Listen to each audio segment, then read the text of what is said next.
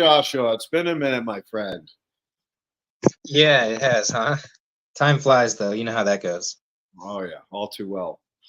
So I know most people have seen you on this podcast, so you don't really need to get into too much background or how you got here. But why don't you update us on the progress you've made at the farm? Yeah, so progress is a good word, I suppose. I've been just kind of hanging in the philosophy of all of it lately, which I'll show you guys. It's not like they're not failures. They're always wins when you're learning. So I always just aim to show people what biology can do when you're out of the way. I've been a very horrible farmer's shadow, let's put it that way, is what I aim to get at, but I'll still show you myriad of abundance and different definitions as such as we go through the garden. So why do you say you've been a bad shadow? Oh, I just so here, this is only worth mentioning, but people that, like you said, I've been on here a few times, so people have kind of heard me mention possibly that summer's for biology. And like that's as plain as I've been able to put it. But biology includes family vacation, just hanging at the creek with the friends and family, like enjoying all the garden, pulling weeds. Biology, it's popping in the summer, as you know, right? It's like spring springs and then summer's just flying. And there's so much to enjoy. But if you are inundated with projects, as I still am, like I laid gravel on our property. I got 45 tons of gravel to spread, which warranted purchasing a tractor, of course. So I finally got a tractor. She's like a 76 Yanmar diesel. Nice. Anyway, so I've been spinning plates still is what I'm getting at. And like some of my favorite plates, like your priorities become preoccupations. And I think people have heard me say that. But here I am. I have a very simple calendar that I'm going to put it this way. March to June is for weeds and seeds, right? From March to June, I'm able to identify the weeds that I do not want and cull or mitigate their presence, right? And I'm able to then sow seeds that I do want in their place. So that's the perfect time before it gets too hot to sow seeds other than like Bermuda grass, right? For instance. July and September is for enjoyment. That's what we call the summer, right? October through November is transitioning into like my fall and winter garden that I've missed for a few years now. And it's like I'm watching plants grow all through winter and I'm not growing lettuce or things that I want to eat. And so I've kind of just like really taken it. Observation's been the driving factor in all of it, but taking it to heart now, finally, where I'm like, biomimicry is the heart of all of it. And observation is the heart of that, If you're not observing, then you can't possibly learn anything. So while I'm watching arugula reseed itself, because we know arugula reseeds really, really well, it's like, well, that's an indicator plant, an indicator of when it's time to garden or whatever you want to take it as that. But so anyway, and then that leaves December through February being my project months where, we're in 4 years. On July 11th is 4 years here at this property. And we've been in build mode, but we've been, and you've heard this analogy too, we've been building the plane and flying it for 4 years.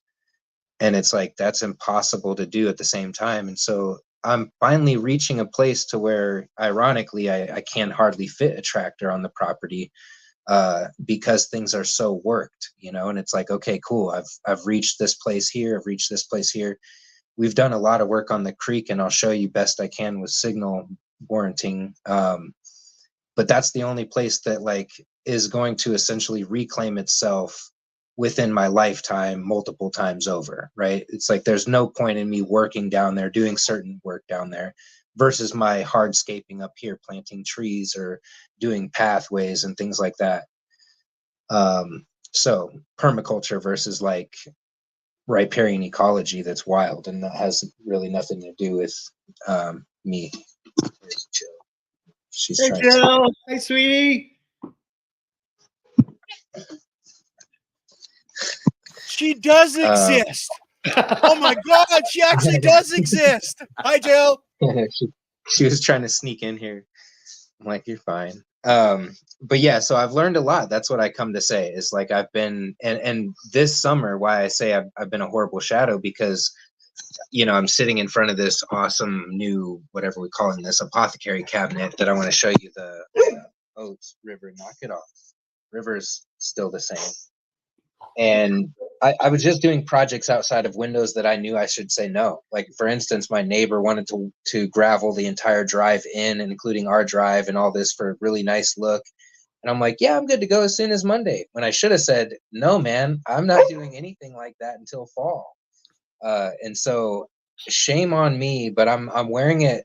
I'm trying to wear it better than I have in the past. It's just one of those things where you learn hard lessons and you learn them hard. I don't know, like I'm stubborn. So I'm spinning plates, but I really am learning to slow down. And that's the key, is just being able to focus. And like it's like I'm doing so many things, but that's not a bragging point when you're not doing anything really well. And so what I want to show you guys today is not about me at all, but about what biology does do. That's what I always want to show, is like, here's what biology does, I'm just like one guy that's trying to be a part of it. That's it. But Ken and I did Ken was so kind to set up a test with me the other day to see if we had signal. And I want to show y'all,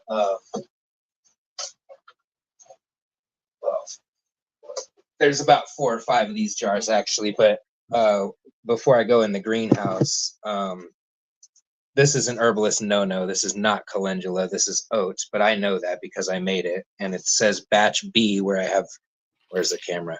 It says batch B, but I have the batch information recorded elsewhere. So I will know this is way too much oats for me. This is a gallon, we'll call it.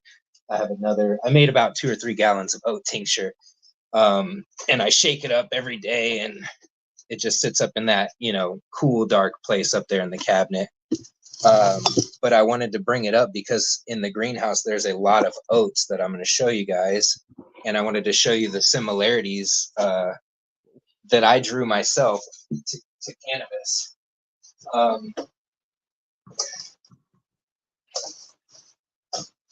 So anyway, we do love that apothecary cabinet. It was really cool. And it's like, I built it myself. I'm not a cabinet maker. I am not a niche. I'm not sure what I am anymore. I'm just like, I just do it, whatever it is. Yeah. What is the task? I do it. That's what I do. But anyway, so the oats, I'll stay plugged in so we can talk about these things rather than be in the greenhouse where it's possibly a little louder. The first of all, the thing I loved about oats before I started taking it and falling in love with it is its Latin binomial is Avena sativa, right? So cannabis sativa is cannabis, right? We all know that. And or cannabis sativa indica or subvariant ruderalis, whatever, but cannabis sativa, right? Sativa is a Latin word meaning useful or like cultivated. I've heard it also, but stems back to like useful. And so oats, Avena sativa, I just thought that was a cool connection because I was like, oh, sativa, like the only thing I'd never known sativa for pre-herbalism studies and pre-binomial studies. Oh, is that the new pup, Leighton? That's Cheeto, right? Yeah, this is Cheeto. Yep. Yeah. All right. Stealing the show is what he's doing. Yeah. He's showing. Yeah, I love it. Right? He's like, you can't do this. Look at my balancing skills. But yeah, Avena sativa, that's the only, I was like, sativa back when I was a pothead, I mean, I smoke plenty of weed, but I don't consider myself a pothead.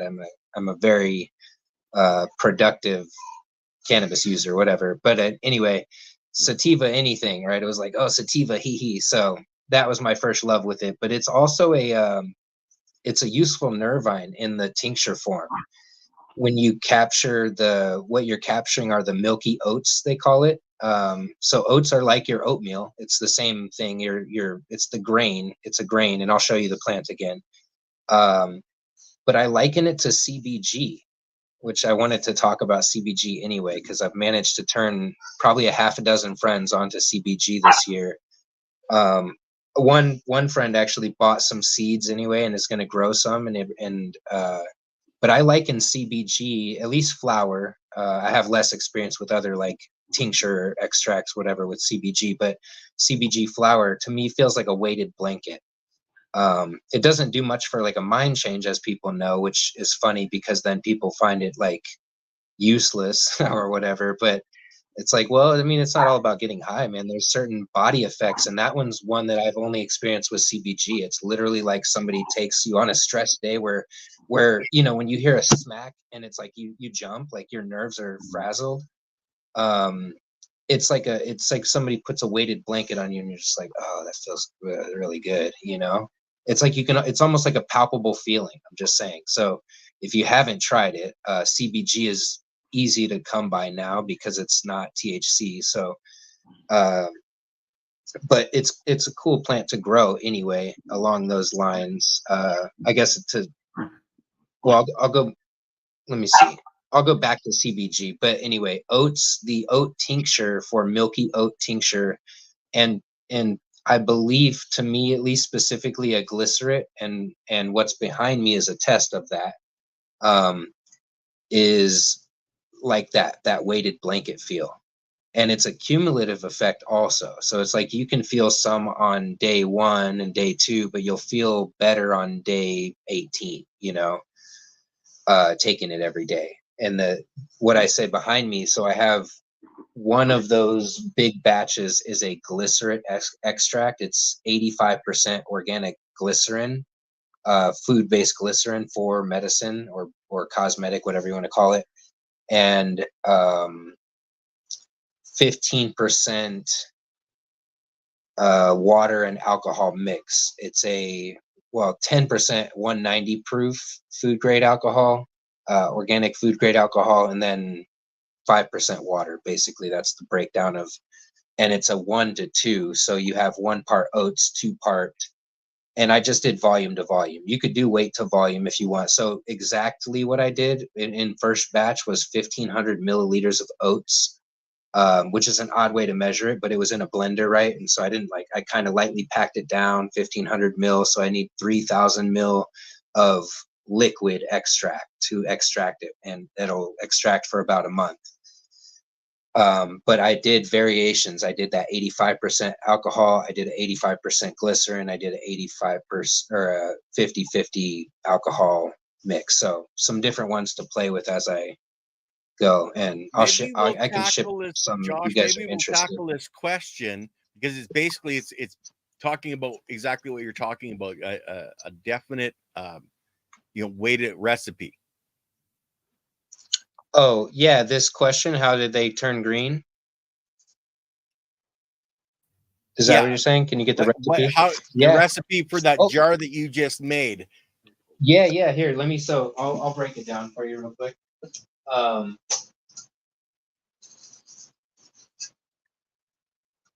Let's just say. So, in exactness, what I did, and you can break this down, but what the recipe is 1-to-2, 1 part oats, 2 parts.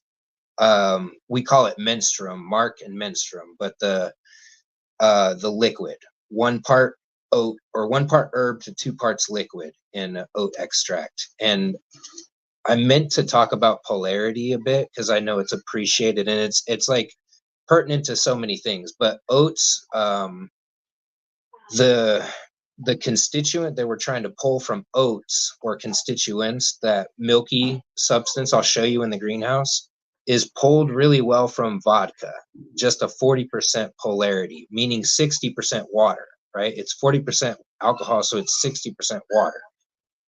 Most vodkas across the board are like, I don't know, are right in that 40% range. Same with other, like you could find a whiskey or a rum or like maybe a, brandy or something like that.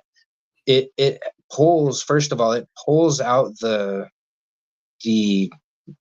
constituents you're trying to find in the medicine. It pulls out the medicine, but also it acts as a preservative in the tincture. So To answer your question, I made 3 different batches. Each had 1,500 mils of oats, so each had 3,000 milligrams of menstruum, of liquid. The first one I used 85% glycerin. This is also a no-no. It's a relabeled bottle, but this is the product I used. So just saying, you can look that up. It was on Amazon. I think it's right there. Organic glycerin.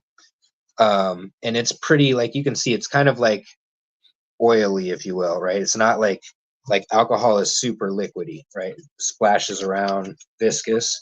This is not so viscous. It's way less viscous. But it also doesn't preserve as well. So that 85% with 15, or rather with 10% 190 proof alcohol. Where is it? Sorry, this camera it's difficult for me to do this camera, but 190 proof food grade alcohol, and then 5% water. That's going to stabilize the tincture. You could do pure glycerin extract. So I could have done 3,000 milligrams of just glycerin. It's just that might only stay stable on the shelf. Maybe refrigeration for like up to 9 months, if that. That's kind of maybe pushing it or whatever, but a little alcohol goes a long way as a preservation, and then also as an extract. So I'm just playing with different extracts, if you will, but the recipe is essentially 1 to 2. You can do volume to volume like I just explained, or you can do weight to volume, So or how weight did to it weight, get I think, green? rather. So how did it get? What's that? How did it get green? Oh, and so I blended it in the blender. So this is oats, that is fresh, milky oats. So that's what I'm going to actually show you when we go in the greenhouse. Because other similarities to the cannabis that I wanted to talk about are the ripening stage of this plant. And so I'll show you that, because we chase the trichome, right, of cannabis. And so Okay. what's up? I think one of the things is people want to know what exactly it is you're putting in. I thought originally it was dried oats and it would never turn green, but it's the living plant that you're actually using. Oh, yeah. Yeah. Sorry, I must have think not. that's where my Yeah, brain yeah, went. That's why we Gotcha. kept asking you. Well, that's why we kept saying, "Why is it green? Why is it green?" Yeah, because I guess that's okay. Sorry, had you okay? I You had took I the had 10 more question. seconds, you would have got it. But you're right. If we You took started a in the greenhouse, it would make a lot more sense. So I'm no, going to show it to you. You started with a fresh plant. You did not Correct. dry it. You did not do anything. Correct. You took it out of the ground and ground it up in a blender, and then made your solution. Right. So Okay. along those lines, I'll show you exactly when I get in the greenhouse. But it's a fresh plant that is growing in the greenhouse among all my other plants, among the cannabis, among the strawberries, as more or less a cover crop or a grass supporter, right? Because it's a grass and it's a grain. But what I'm going to show you when I go in there is the varying stages. Like cannabis has the trichome in varying stages, right? It has clear, which is like, nothing, or pre-pubescent, whatever you want to call it. Then there's milky, that a lot of people suggest like hang in that area to harvest or whatever, they, depending on your effect you're chasing, or amber. And to me, that stage amber would be seed formation in this oat head. The milky stage, where the medicine is that milky stage. It's like, and it goes from nothing, you'll squeeze it and it's kind of like this, like nothing comes out. It's like a little liquid, but it's definitely not white lactose. And I'll squeeze some and you'll see it'll shoot out white. And that's when and like, you're not going to sit there and pick each little one, because it's like trichomes, right? Some are going to be at that sweet peak level and some are going to be under and some are going to be over. That's just how it is. And so you'll go in there and you kind of just rake your hand up off the plant. And I'll do this too. I'll do it as best as I can on camera, and just show you what I did and what actually I put in the blender. So then you'll understand, like, you blend this with anything, water, whatever, it would definitely turn green. So sorry, that's what I wanted to get at. And the other cool thing about it is, because if I forget when I go in there, I might not take this book in there that I wrote these little notes down. Its photoperiod sensitivity is opposite cannabis, right? So cannabis is day length sensitive, short day sensitive. So it starts, as we know, it starts to flower and mature in the fall, right? When days get shorter. And oats happens to make seed and mature when days get longer in the spring.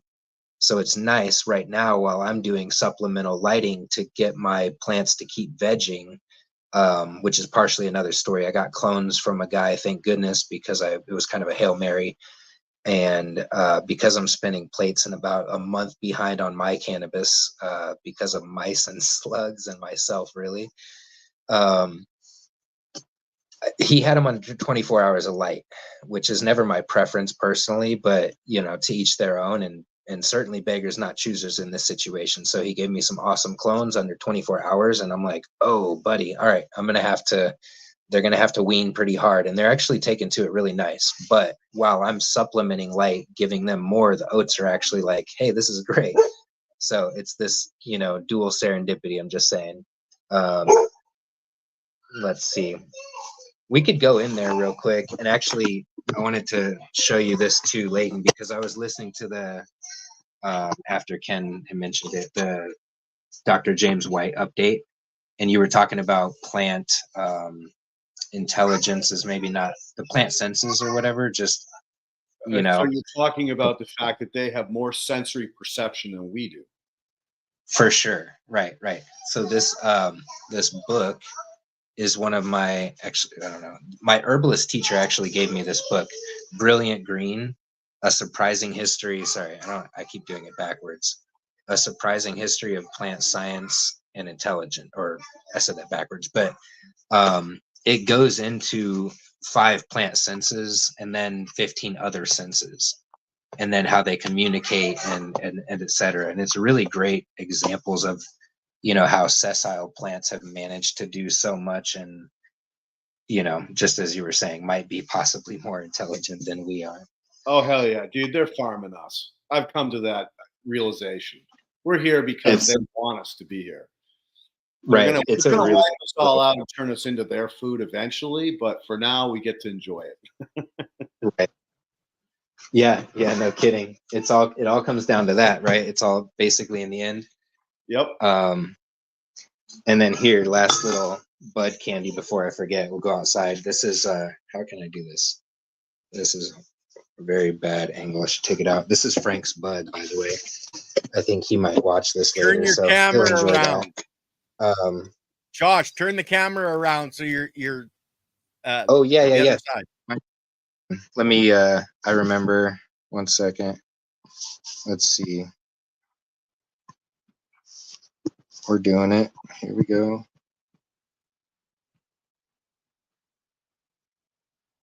There you go. Right. And turn it sideways.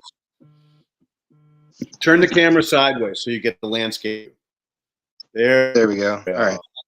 So these are you know, some of Frank's, let me hit this light too. Some of Frank's nugs.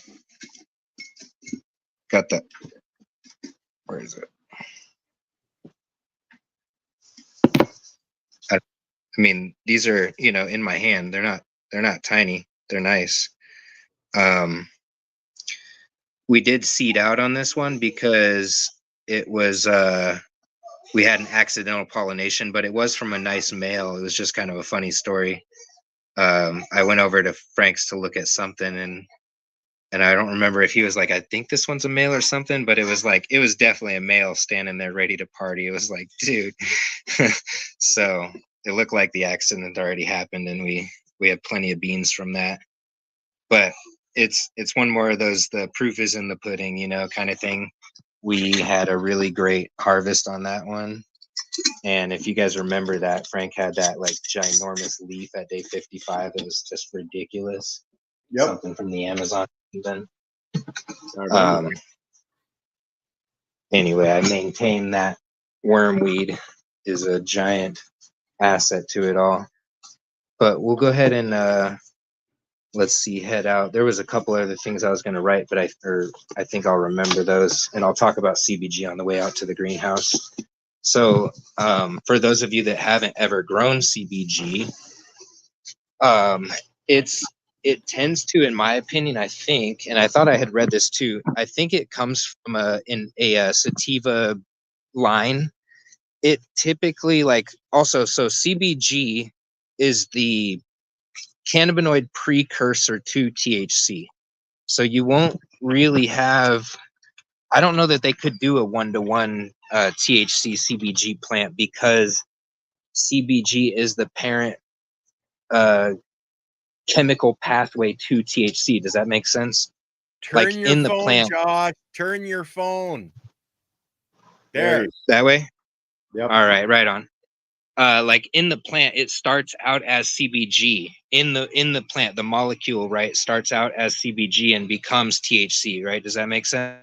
Yep. So you'll have a minuscule amount maybe in certain plants, but CBG plants don't have THC. I don't know how they do it. It's not like GMO or anything. It supposedly goes back to a land race.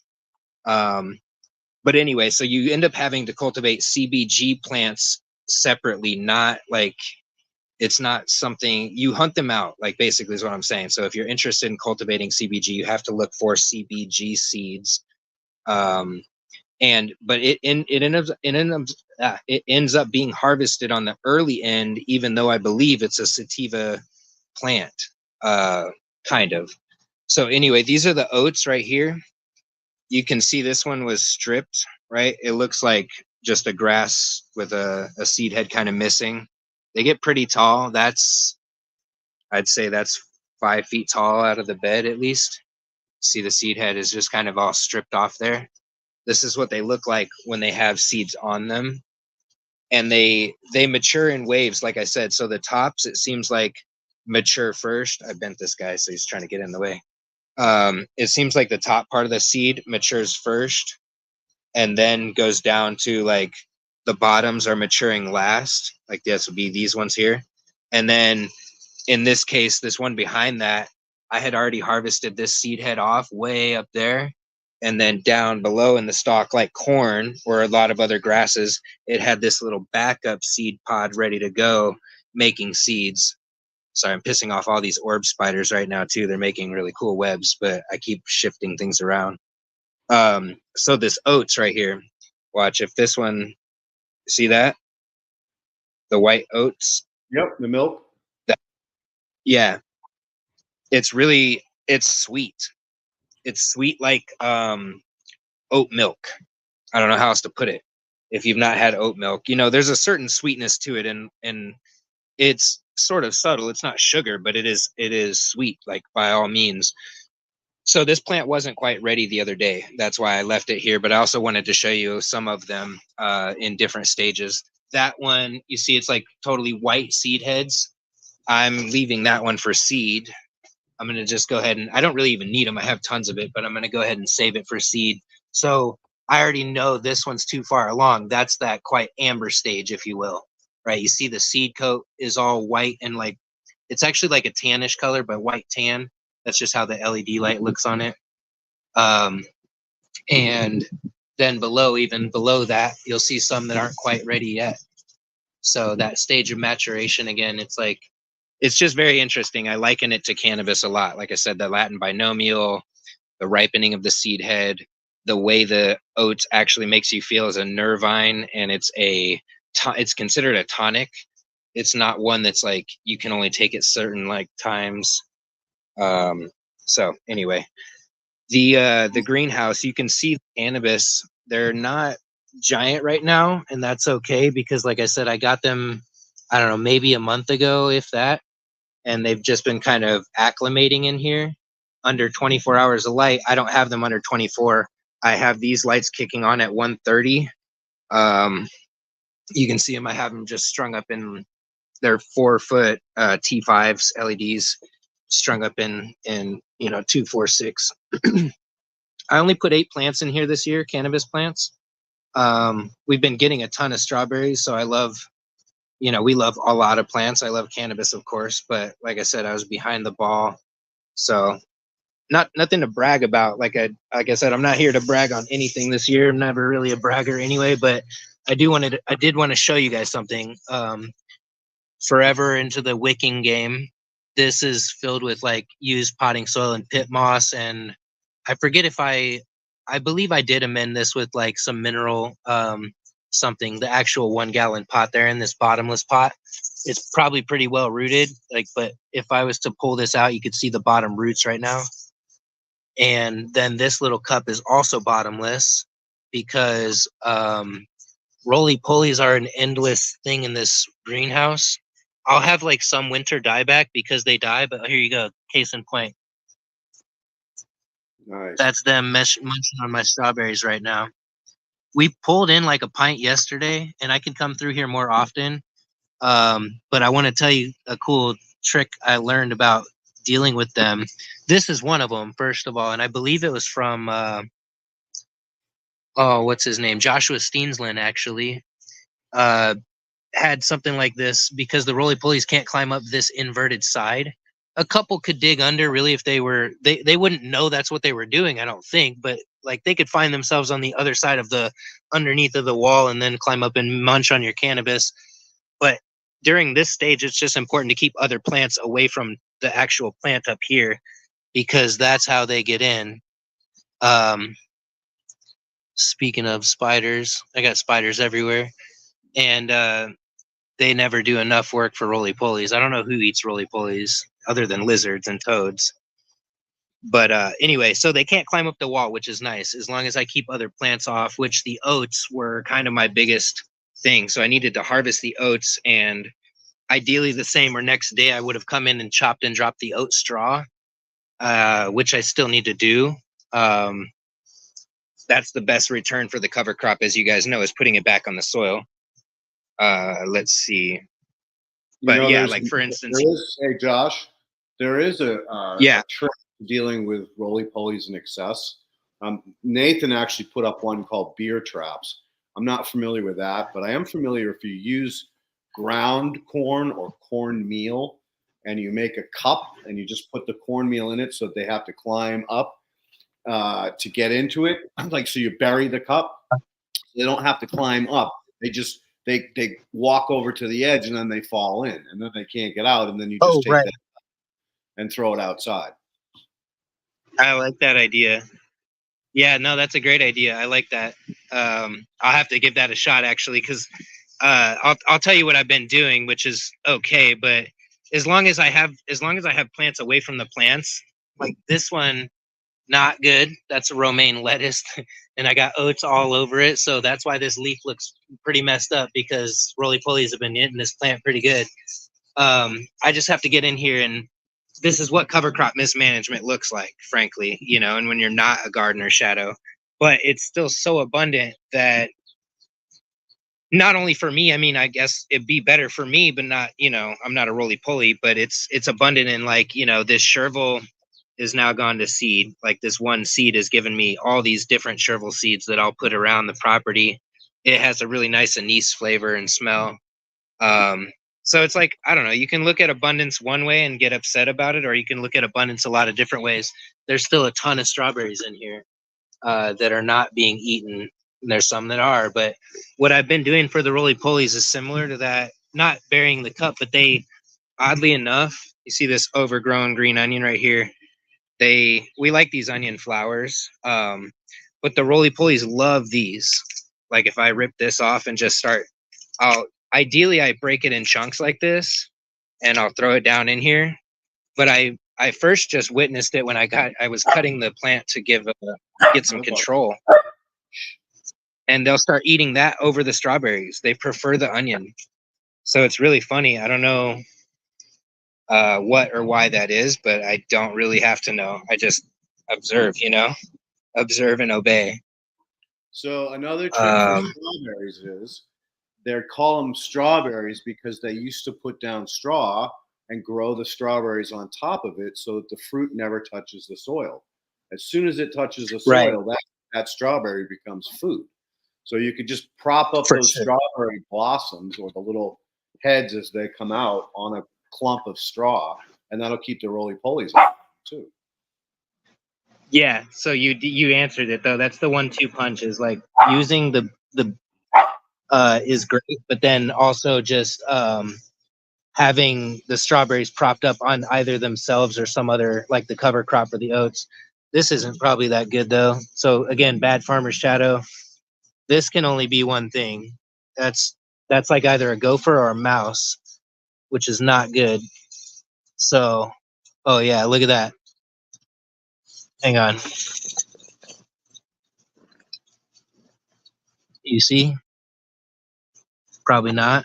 No, we can see it. There. It's gone up good. A little tunnel. That's a hole. Yeah, a little tunnel. That's definitely like a mouse hole. So anyway, like I said, bad farmer shadow. But the idea is still abundance is I don't know. I feel like it's one of those things that I love showing abundance. People often think abundance is just like what we get out of it. And when I explain things about wormweed and how abundant, oh, I did want to show you guys one other thing for this year. But when I explain things about wormweed, I'm not bragging about my yields or anything like that. I'm not a bragger, first of all, also, but it's not about the yields. It's about the less is more. It's about like, here's what nature is showing up to do for us, and not for us, but here's what nature is doing, period. You can be a part of it or you can not be a part of it. You can be a part of it or you can disrupt it. And sometimes you win and sometimes you lose on both ends. That's how I feel. Last year's trellis, I had it. I've wanted this trellis for over a year and a half. Last year's trellis, like a lot of people, I went with, I've done this for a couple years, this nylon one, and I cut it because I get frustrated when I have a bunch of buds and I love the buds and they're growing through. And it's just one of those, like, so I cut the trellis, but it's super wasteful. Like, it's good for something else, but it's more like I didn't want to, and the stretchy ones I didn't like, but I bought this one finally, which is really cool. And it's from Conscious Gardeners. But it's a jute trellis, so I haven't got it out on the thing yet. It's 4-inch. They have different sizes. This is a 4-inch jute trellis, and jute like may be frustrating depending on how your buds are. I wash my bud, as you guys know, but I'll be able to just cut it and drop it right on the soil and let the worms eat it like everything else. And if I don't like it, I won't do it again. But we'll see. That's at least my thinking and my goal this year, in that greenhouse. And so the garden is looking awesome though. And like I said, bad farmer shadow, because like I see things other people don't see. But we did this garden is set up with, you see, these are all L-shaped beds with one square in the middle. So there's 4 L-shaped beds and one square. It makes I don't know, cool shape, I guess, but makes handy little paths. I did 3 sisters in each garden, in each bed, and they're all coming in different, as you would expect.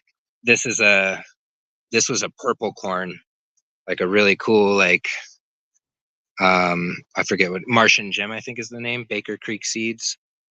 And so, I mean, I see things like this, but then I also see things like, where'd you go? Like this, where this is the month to come and get it, or it's going to be reseeding. And that's really not a fun reseeder, just saying. So it's time to get it, or, you know what I mean? For instance, this cover crop, it looks great. Cool. It's nice for flower arrangements now and all, but like it's outshading my tomatoes a little bit. I should have dropped it a long time ago. The beans are doing well. This is cowpea cover crop though. It's likely not I'd have to look. I might have planted cowpea in the 3 sisters here, but just saying, cover crop mismanagement is one of those things, but also it brings tons of abundance. These carrots have been volunteered reseeded carrots. These green onions are working on at least 2 years now. So I don't know. Here's more of that. I jokingly call it grickle grass. It's called sand spur. It's no bueno. But nonetheless, abundance, right? This garden is full brim to brim. You know, that corn's got 2 plumpy ears on it. This one's got 2 years working on it. But it's abundant nonetheless, you know. This is actually one of my favorite types of gardening. This is like foraging gardening, where you're going to come in here and you have to forage and you'll find food. That's the thing. But it doesn't make for neat little rows. And I'm not saying this is how I do it. This is me lazy. But you know, like my table grapes being overrun by amaranth right now. That's my, well, it's not even me being lazy. Sorry. Like I said, I'm spinning plates. That's what it is. And you spin a plate like this, and nature shows up. It's like, yeah, we're about to live here. You got water and soil, sweet. And so it might not be everything you want. It might invite things you don't want, and it might, you know, but it's abundant. That mouse obviously thought that was an awesome place to live in there. He's gonna find out different, but it's like, you know, for now he thinks it's great. But yeah, nature's really abundant. That's all I ever aim to show. And you know, it's like you sometimes have to look hard. But you can eat these radish pods if you really want to, let them reseed and regrow. I think my kiddo came in and harvested all the snap peas earlier, which I don't blame him. But yeah, lots and lots of food, man. This Hopi amaranth right here, red amaranth, is beautiful. We've wanted this one to be like a reseeder all around the property. So we're working on that because it does really well in drought. It's pretty, and it's obviously a good summer salad, basically. It's a super soft green. It's not like some of the hard amaranths that are weeds. And these sunflowers are almost 20 feet tall. They're volunteer. They don't belong in the bed, and next year they won't be in the bed, but they're all over the property now, which so I can check that box as like success. We've got sunflowers growing everywhere now, and who doesn't love those? And then this is my only outdoor cannabis. I had one more outdoor cannabis, which I don't usually do outdoor cannabis because we get crazy rains in September, and like that's just a dumb idea for me. I think if you can do anything else, you should, but personally, that's just my opinion. Less is more. I don't have to. That's why I use the greenhouse or indoors, because I have those. So, but anyway, a friend of mine stuck me with this plant, and I was like, cool. I'm not gonna kill it. I'll put it outside. It's a quote unquote Durban poison, but we'll see what it actually is. But it's just been topped once and pinned down once, so now it's about, well, it's definitely beyond knee high, and it's July today, right? So it's middle thigh high right now, and it's been topped once. So she's about, I don't know, 2.5 feet around and just under 3 feet tall, I'd say. Looking pretty. Yeah, the whole place was looking great compared to the last time I saw it. You've made a lot of progress. It's way abundant. That's the thing. It's just like, you know, this grapefruit mint has come back all on its own without my help. This is a giant mullein plant, which it's funny. So believers or not believers, you guys know I'm an herbalist at this point. This mullein plant right here and this horehound plant, which, well, here, I'll show you the horehound plant real quick, and then I'll come back to that corn. This horehound plant right here under this walnut tree right here, that cleared up my daughter's persisting dry cough, crazy dry cough. And it was just the most annoying, like hacky thing ever. But it cleared it up like that. So it was one of those things that I hadn't tried that one yet. I wasn't known necessarily by those two herbs, but I was doing my research in my tried and true herb books and ran it by my herbalist teacher, now a really good friend of mine. And she's like, yep, definitely. And, you know, so I grow those, and that's what it is. This corn, excuse me, is not obviously doing as well as any of those corns that are, you know, ranging from 4 to 6, 8 feet tall. It looks like on some of those, I guess, over there. But these are not watered at all, other than the rain we've been getting this last day or two, which is nice. This is just on some mulch, which is going to definitely, this thing is flushed with mushrooms a couple times. The whole thing is flushed with mushrooms.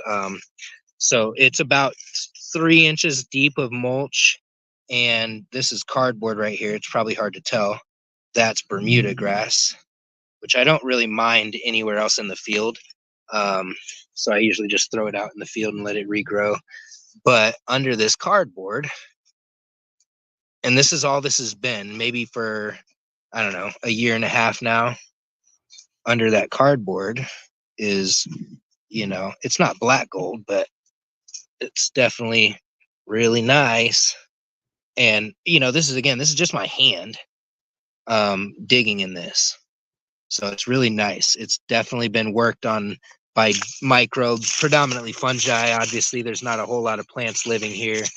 But this corn, to my point, it is not abundant. So your corn farmer is not going to listen to me very much when I'm talking about this. But my thing is, it's indicative of, and to the James White thing, it's a nod to the powers of nature. Like, this thing is trying, regardless of, all I did is put a kernel of corn, guys, to be clear.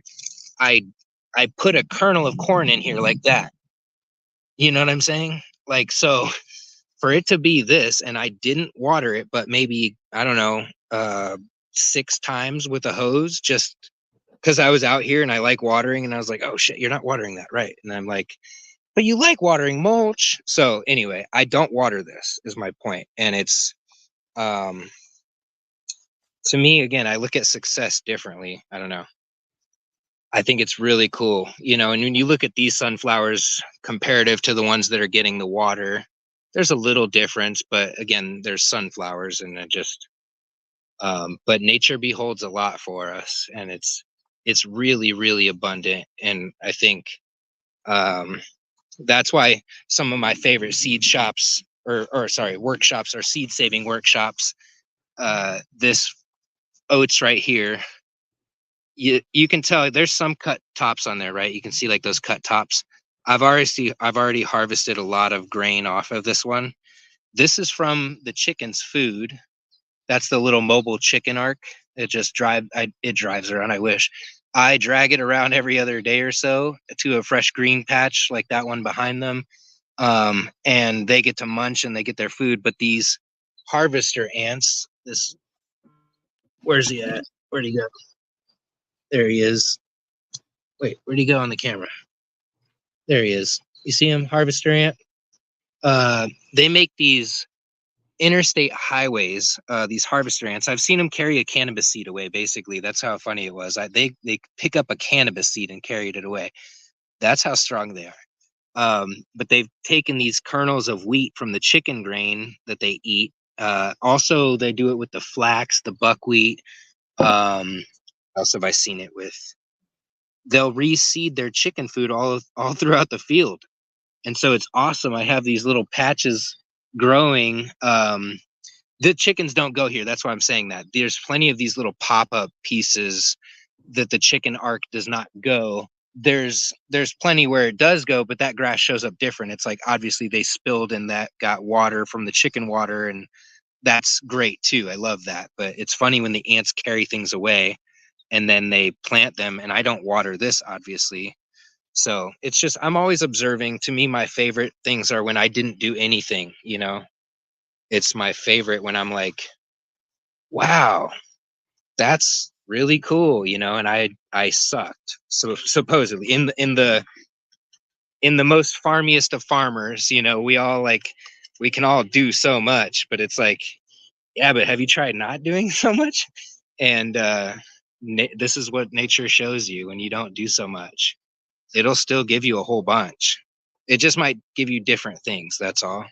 Or it might give a whole bunch, just not to you, supposedly. Or I don't know. I guess what I'm trying to say is, I used to say gardens are food and shelter when I used to teach gardening to little kids and different age group school gardens. Gardens are food and nature, or food and shelter. And they might be food and shelter for other things. I have a greenhouse that's shelter for plants. I have some cool little, well, I don't have a gazebo for people or whatever, but I've seen and built little garden gazebos.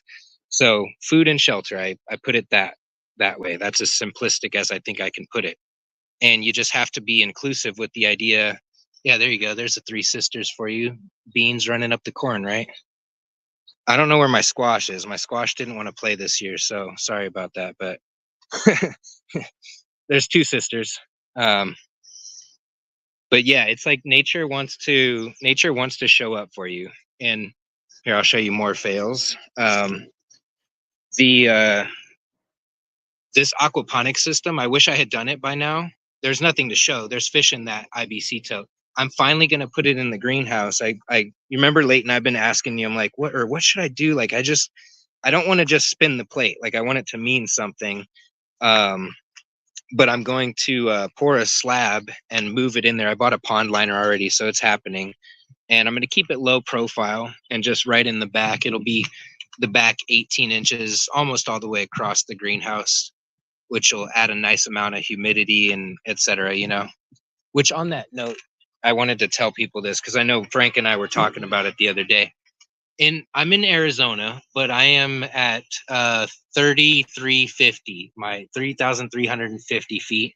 So elevation is a thing. It's not a huge thing, but it's kind of a thing. This is a double layered greenhouse. Like, it's hard to see. There's two skins on there. It's really hard to see from this angle. But it's layered over once and then back over. And there's this little fan blows air between the two layers. So there's a nice little cushion. There's a nice little, well, it's hard to see. Yeah, I don't know. It blows up like a balloon, basically. Yeah, it looks like a little balloon. What's that? It looks like a little balloon. And You got a picture of it on the sidewall. And then if you notice, the plants are moving, right? The plants are all going.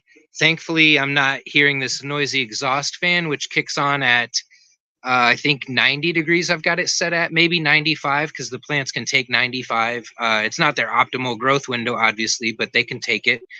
That exhaust when it builds up in here, but this little Durango window fan has been enough. That hurricane fan's not even on right now. So, but this little swamp cooler makes it cooler than my house and cooler than a lot of other things. I've learned not to vent that because that's like a spider mite entryway. Basically, when you open that thing up, it's like all hell breaks loose. And I'm sure I'll see him again this year, but we'll see. I've been off to a decent start with my delay, I guess, right? Serendipitous timing in my demise. And then the other thing I was going to mention about the lights. So we all know, you know, there's different ways that you would use light. There's not like, these are not 2 inches from my plants. They're not even 8 inches from my plants. Literally what I'm doing, and I always joke about the word subpar lighting because that's such a, you know, applicable term, par, but I'm literally just keeping them awake when they would have wanted to fall asleep because of the normal cycle right now that I have up here. Natural sunlight, I'm saying. There's also a giant pine tree. I didn't build this greenhouse here. There's a giant pine tree right here. This is west. So it's like, they always get short day. So I have to supplement lighting in here to get them to veg bigger. Otherwise, they would go right to flower. But I'm hanging these lights. These are like 2.5, 3 feet up above the plant tops. Just because, again, it's bright enough. They kick on at 4:20. Actually, it's kind of funny. I didn't mean to do that, but that's when they kick on because it's just a little bit brighter. Basically, I give them 18 hours of light that's enough to not let them sleep, which, you know, it's not optimal, but I'm not going to sit there and train the, you know, but again, it's the results are going to show themselves either in my action or lack thereof. But that's my point again, is just to prove the biology. It's like all I'm trying to do is wake the plants up and they're going to figure out the rest. They'll grow a little leggy, but that'll be my benefit because I'm not going to get penetration all the way down to the base of that soil anyway. Those are going to be branches that I don't then have to prune, you know. So anyway, here's the indoor grow. And I was going to clean this up, but again, it's like, why? I'm not going to fake the funk. I'm really not about faking it ever. It runs like this. Like, there's a mouse trap that needs to go in the greenhouse. I've gotten 2 mice in 2 weeks in here, actually. not in the beds, thankfully, because I've been smart in keeping the traps down, which I don't like doing, but you know, they're opportunists. So, but look at basically what I'm trying to show is like, you know, spider webs in the fan. Again, I wash my bud, you guys, but this is like about as natural as a grow room.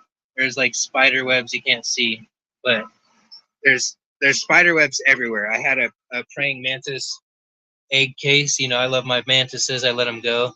That thing hatched and had like 50 mantises crawling everywhere. But other than, you know, white flies, which I put these down yesterday just as a little bit of help, because I do have some white flies right now. I've just been letting nature again take its course, right? I have these clones that I stuck in here. I didn't put them or keep them under 24 hours of light. I immediately flipped them to 18, and they've been responding in various ways, different nutrient patterns, it looks like, but all the same, like what you focus at is the new growth. That's what I always focus on anyway. And I'm looking at beautiful, lush, new green growth here. And definitely on my seeded cannabis. This is 2 plants. That's the Big Bad Wolf from Humboldt CSI. It's Chem 91 and Chem Dog D.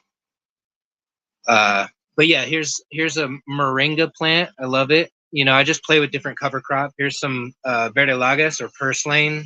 There's some vetch. There's some stunted autoflower. I forgot about.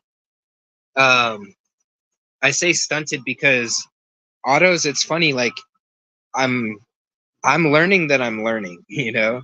I'm not a beginner by the textbook standard, but it's like autoflowers are certainly not for beginners because you can F them up real easy. Like they can give you abundant yield by not doing anything, but they're so easy to mess up.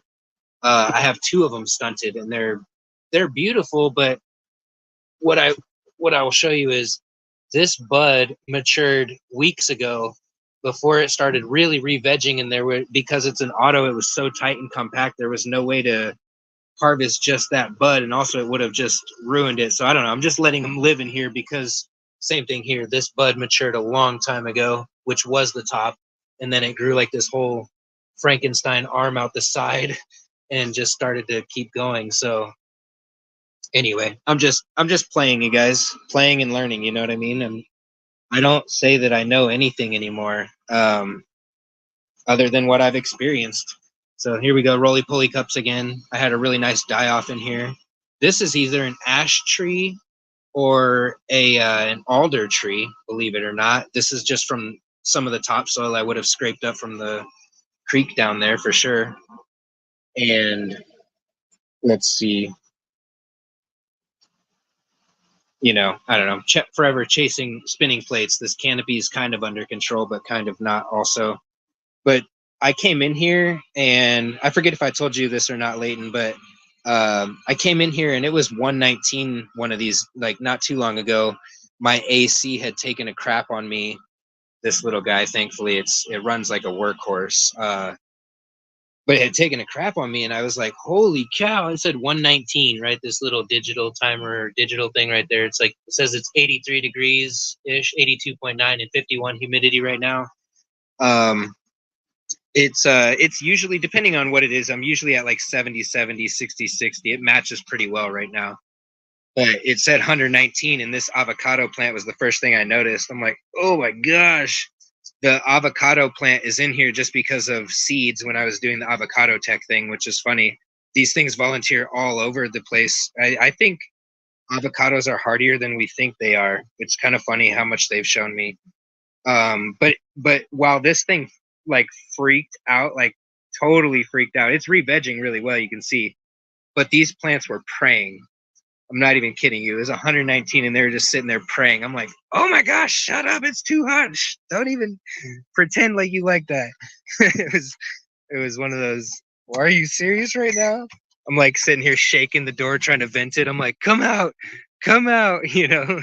119. Oh my gosh, man.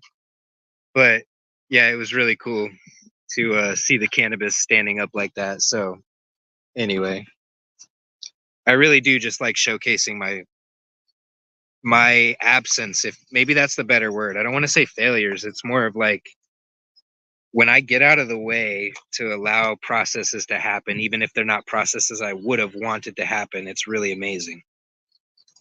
This is the vineyard.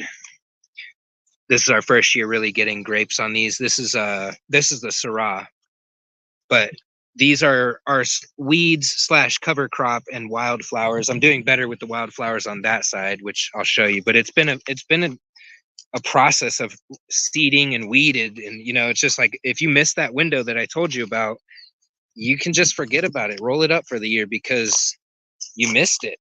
If you weren't out here from March to June doing weeds and seeds, then you just missed it for the year. Forget about it. And like, it hurts, but that's just the truth. Is like, you can let it hurt the whole year. Or you can just admit that that's the process and you didn't do it. And so, because I have other stuff going on. That's the point. It's like, I can only do stuff before other things become then the priority of the new, right?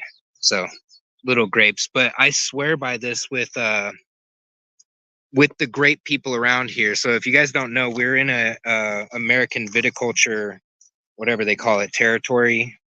We're in a grape growing zone for wine. Terroir. And yeah, like, but it's like a certified, I don't know what the heck they call it, but there's like a stuff on the road sign, like American viticulture area or something like that. Yeah, it's a terroir. It's an area that has been known to produce the right environment with the right soil for good grapes. Yeah. Okay. Right. That does make sense. Yeah. I mean, I figured obviously you need both to cultivate. Oh, Appalachia. Yeah, it's the Appalachia. The terroir is you. Sure. But that's so it's like, man, it's been windy too. This which I'll show you this too, because I don't think I've ever been able to show you this. We're in the vineyard, which is not recommended. It would be recommended by most people to cut this eucalyptus tree down. The roots are going to make the grapes taste nasty or whatever. That's one thing people say. Also, eucalyptus is allelopathic supposedly, and you can't really grow things under it. I mean, tell that to the weeds and tell that to some of my other grapes. But also, when we moved here, this tree was supposedly dead for years. And I always used to joke how it was our cheapest farm equipment because hawks and owls would sit up on it perched because they love dead trees, right? They have an unabrupted or unobstructed vision. But this thing has been so alive in the last 2 years, maybe even 3. It's growing. That's already easily freaking 30 feet up there at least.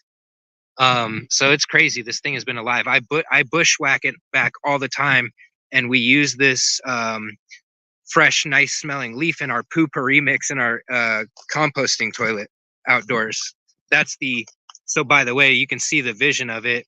This outdoor kitchen, that side is the outhouse, and that side is my grow room. It used to be the chicken coop. The whole thing used to be a chicken coop. I built the kitchen, like, of course we made everything what it is, but like it used to just be a chicken coop. And so we still call this the canna coop, but I wanted to call that the deuce coop, and like that didn't fly. So we call it the outhouse. But anyway, we use that in our poopery mix when we do events in our little bathroom over there. So I want to show you the creek, although it's kind of like, it's been raining, so I can't like show you the wicking the way that I would have wanted to, again, always prove Leighton's point, the clay, you really how awesome it is. Let's just say that if necessary's, whatever, people all grow deep water culture or whatever, but to me, if you're using soil, you don't have soil if you don't have clay. That's just how I say it. I don't know. But it's like, even right here, you can see a differentiation in this. You see that darker? This is darker right there. That's like really heavy pockets of clay. And it's wicked up. Your screen is really greeny. I don't think you can zoom in. Just stay at that distance away from the ground. Then we can see the difference. Gotcha. Now I can see the shades of red or orange. Sure. As I go closer, though, do tell me if I need to back up, because I know we're at that potential threshold. But here's a good one. You can see, like, can you see how just on that chunk it's different? Like, Yep. how it's like light tan right there and it's darker. That is from the rain, but like, I don't know, maybe it's a weird point to try to prove, but I wish if it were on a dry day, dude, I would be able to absolutely show people like your point, because it's funny when you sit down here, this is flat. The creek is right over that little bamboo back there. I'll walk there in a second, but I want to finish saying this before it gets choppy. This pile of clay right here, I have like harvested as it comes in. Like, here's another good spot you can see. That's wicking. That's not like the rain. You see how dark it is? Worth 3 feet, maybe, if I'm from the water surface. I'm saying, like, as sea level, if you will. You know what I mean? Above ground, I don't know how to explain that. The water's probably only 2.5 feet below us if I were to start digging right now. This pile of clay is what I like to watch for a year now. So it wicks. So yeah, here's a perfect example. You can see what's wet should have been wet on top, but look what's underneath is darker. Right? That's my point. Is like the ground is pulling it up. The top stuff is already dried out. Like, we got a little rain where that lizard's jumping around. It's already dried out. So it's really cool to watch this pile be like moist on a hot day when the water's up, but it's not been raining. It's like, yeah, that's clay. It's literally pulling it like 3 feet up from the water table. So you guys still with me so far? Yep. So far, you're all right. I'll keep going. All right. So, because it's funny that I told Ken this in our test too. This is transportation right here. You see how chocolatey that water is? Yeah, now you froze up, but we can still hear you. But Like, yes, you're always saying, soil's formed through transportation. Yep. And there it is. That's rain. That's literally storm runoff. All right. Can't hear you. Step back. Shit. Yeah. He's talking away and doesn't realize that we can't hear him. He'll eventually come back. Oh, exactly. And then we can carry on. But it's amazing the transformation of his property from when we first had him on, and showing what we could to what it is now. He's done an absolutely phenomenal job. Yeah, that was I think 3 summers ago now, right? Or was it 2 summers ago? Well, the first time I think was he on FCP on Feature Cannabis Project? Yep. All right, we can hear you again, Josh. Okay. Sorry, hey, Josh, man. I pushed the envelope. Yeah, I know. We tried to call you back, but you couldn't hear us. I pushed the envelope. How long ago was I there? Was it 2 summers ago, or was it 3 summers ago now? You were here. I want to say it was like September. 2 summers ago, I feel like. I think so. Yeah. I feel like 2 summers. August or September. I did a live from your guest house. Remember? That's right. Yeah, I think that was Future Cannabis still. Yep. But the interesting thing is the comparison of then to now in 2 short years. You've just look that Blackhawk. You can't see her. Damn it! Sorry. Like, right. So I don't know. You need to give yourself a little more credit there, my man. I know. I understand spinning plates, and some coming to fruition and others not. I understand letting go, letting nature just do its thing. I mean, yeah, that's all part of life, Tim. And so, yeah, if you're overgrown a little, so what? You're food for the microbes, you're food for the fauna. Right. So whatever, right? So anyway, I just trying to give you a pat on the back, brother. You've done a really great job in the last couple of years since I've been there. Right on. No, I appreciate that. I am trying to tell myself, like, man, I'm hard on myself. We're all hard on ourselves. But I have been trying to tell myself, you know, all I've done since I got here is check boxes. And it might take longer with some of them, or they might like take 2 or 3 tries or whatever. But the thing is, I literally do create, and this isn't to brag, this is to encourage people. I do create, and the difference in creation and imagination is bringing it into action, you know, and anything worth doing is worth doing bad. I do swear by that. Until you can learn how to do it better, you know. But I think nature, just my point is, yeah, nature's always got our back. And so it is hard for me in one hand, but it's also, I do really enjoy it. I do enjoy the flora and the fauna. Here, I'll spin back around now. And unless anybody wants to see something, I turn your camera sideways. Hang on, I'm gonna turn it back around. Let's see. Wait, how do I? Got it. Here we go. All right. There was a cool rock I wanted to show you, but I think if I go, it'll push me off. It's like one of the ones I took a picture of last time, where it looks like someone would have, I don't know, just broken pebbles, but it's like, no, it's literally a rock that has its last straw. It got the straw and it broke into like a jillion pieces, but it's still in the shape of a rock, you know. It's just so cool to see that, because the river is what you're always talking about. Like, the river is transportation. See, I should have waited to put the camera backwards, but the last time the water flooded, it went over, you see that Grenache sign?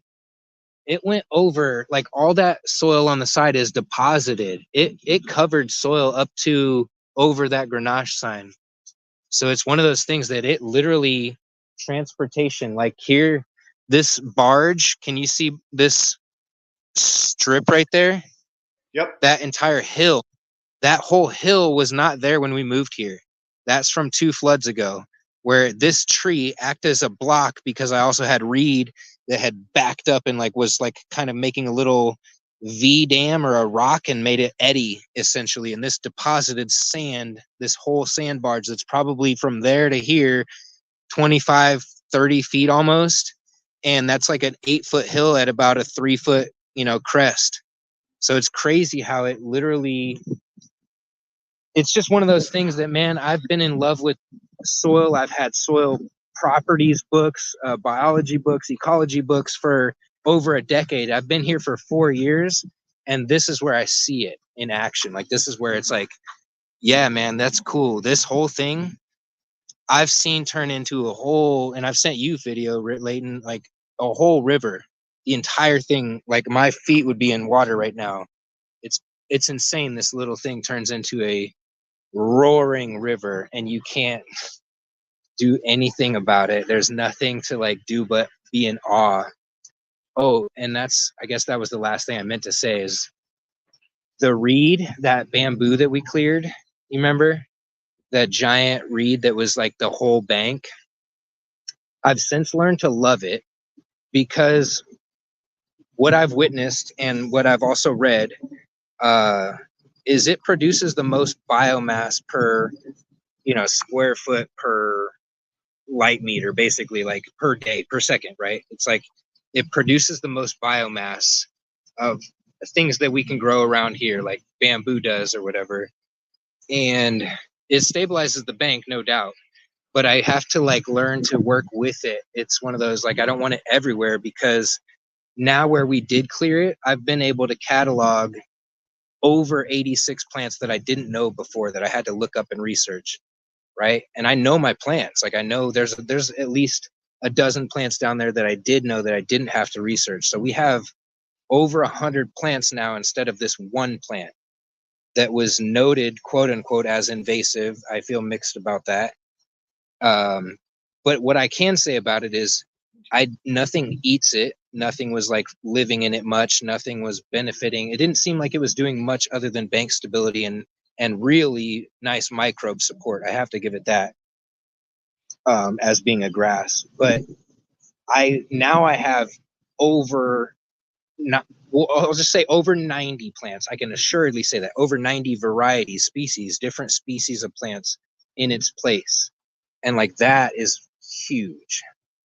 That's crazy. Where I'm like, dang, I've been loving just going down there, and like stuff is getting browsed or grazed on, and like, so that's great. You know, that's really what it's to me about, is you can stabilize the bank with a lot of things, and you can do a lot with a little. A little degeneration can be a lot of regeneration, and an almost certainly degeneration leads to regeneration. I feel like every time. So it's like that's been my observation. Agreed. But You know, allowing niches to take hold in nature, especially on a floodplain where you're going to get a tremendous amount of, you know, seeds from all over, up further up the mountains, flowing down, that get locked up or dropped in, or as the flood recedes, they're left on the banks. So I could see how you would get a really, really interesting, you know, dynamic seed bank or plant bank as a result of all of that, you know, flooding, drying out, and even the little rainstorms, it goes up and down. So you're always you're always getting a new, you know, a new set of nutrients, a new set of seeds, and that's one of the reasons I really love that spot. I mean, I wish, you know, still have that old advertisement of the satellite photo of where that area is, because it's such a cool little emerald necklace that flows down. And if you've ever been there, it's desert, high desert on both sides, but you're in this little valley that's just amazing. Yeah, we're one of the only. There are a few, but we're one of the only perennial stream beds that is literally a watershed. It's not a tributary from another river, or I don't know if I'm saying that right or whatever. You're basically you're an artesian well. You're like Mount Lemon. A giant Mount Lemon. Yeah, it's like we're flowing all the way down from Flag, 100 miles north. You know, it's pretty cool, like, to think about. And we've pulled over to the side of the road where you're at the base of these, I believe it's 7 different watersheds that converge to make what is Oak Creek. That's what we live on. And you can, you know, drive a couple miles and like, oh, okay, now I'm seeing a little water. It's stagnant and definitely full of macrophytes that are like plants that grow in stagnant water, pond lilies, cattails, algae for sure, like those things, duckweed. And then you'll drive a little, you know, a mile down, and it's like it's starting to carry some flow, and you mile down, it's white water, and you're like, what is going on? It's really cool to just see water come out of nowhere, and no one turns it off. You know, that's the other thing abundant about it. It's like, I don't know. It really makes me think sometimes about what we think we know. There it is. If you go, I was gonna say, look at it's the one that's northwest on your cursor a little bit. You see that green drag? That's it. Yep, that's Oak Creek. Look at that. So that shows it. Yeah, right. That's where we are. It's like it's hard to think nature's not abundant. You know, it's really hard to think that we know better, or that I still gravitate most toward Masanobu Fukuoka, you know? And like I think I'm growing cannabis the way he would want, you know? I don't know if dude did cannabis, so it's like that would have been nice if he had a book for that, but I feel like that whole biomimicry is literally the only way. That's for me. Biomimicry is the only way. But the river teaches me things. It really does. Like, here's one of the things it's taught me about being sticky, right? And like about not beating myself up is let's say I had this goal, and the goal, life is flowing, right? Life is just the river. It's moving, and you have a goal to have a great, beautiful garden this year. And all of a sudden it's like, oh, something didn't work or whatever. And you start to like get drugged down a little bit. You're like, you're a boulder in the creek, or that thing becomes a boulder in the creek. And rather than flowing downstream, you're stuck in that eddy. right behind the boulder. You're just sitting there focusing and spinning around and around and around rather than like going with the flow. And it's hard to think like that. I don't know. I've had to learn a lot about learning a lot basically this year, like rock squirrels, like you name it. I've been like plagued with all of the things, right? And it's like, I don't know, man, you just have to keep showing up. Like you just have to keep showing up. Even if Murphy is trying to stop you at every corner, you just have to keep showing up and wholeheartedly. That's my latest motto. I tell myself, not anyone else. I'm telling myself this because I witness when I do it, is never shirk from your work. Well, I mean, I think Dirt Right put it nice. Perfection equals paralysis, or the old says, don't let good get in the way of great, right? So even if you're just working on something, and even if it's not perfect, or you get set back, or Murphy shows up, or worse, Mrs. Murphy shows up, those are just directions. They're basically, hey, maybe you need to focus on this right now, because next time you come back here, you're going to have had a better idea, or a better way to do it, because you've already done it once. You just need time to metabolize it. That's the hardest part with being human, is we want it done now, and we want it done right, and we want it. And it's like, no, just let it happen. Like, do your best. Yeah. Keep showing up, and you get bitch slapped and knocked down. It's fine. Just, hey, okay, I need to step back from this right now. I got how many other plates spinning? Let me go jump on one of those. Right. And then by the time you come back to it, it's probably in its third iteration, because you've gone through it in your mind so many times that you've actually processed that information. So instead of standing there paralyzed trying to figure out how to do it better, your system did it naturally for you. And now when you go back, bam, all of a sudden, oh, this makes so much more sense. So yeah, again, trying to just give you a hug and remind you of your successes and your progress.